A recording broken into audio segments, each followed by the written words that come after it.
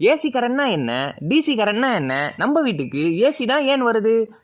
நண்பர்களே, இது லைஃப் பட்டி சீரீஸ்ல 4/28. இன்னைக்கு எலக்ட்ரிக்கல் இன்ஜினியரிங்ல ரொம்ப பேசிக்கான ஒரு கான்செப்ட் பத்தி பார்க்கலாம். ஏசினா என்ன, டிசினா என்ன? நிறைய பேர் என்ன நினைப்பாங்க தெரியுமா?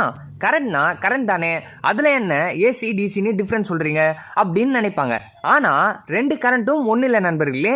அதாவது டிசி கரண்ட்னா கரண்ட் ஒரே டைரக்ஷன்ல தான் ஃப்ளோ ஆகும். எக்ஸாம்பிளுக்கு battery, power bank, mobile charger output இதெல்லாம் டிசி கரண்ட் யூஸ் பண்ணுது. ஆனா ஏசி கரண்ட்னா கரண்ட் டைரக்ஷன் கண்டினியூஸா மாறி மாறி ஃப்ளோ ஆகும். அதனால தான் அது ஆல்டர்னேட்டிங் கரண்ட்னு சொல்லுவாங்க.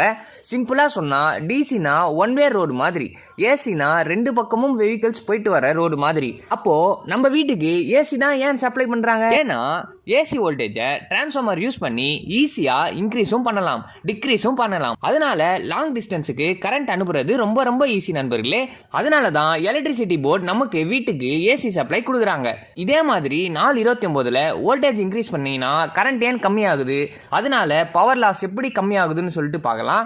ஃபாலோ பண்ணி நண்பர்களே.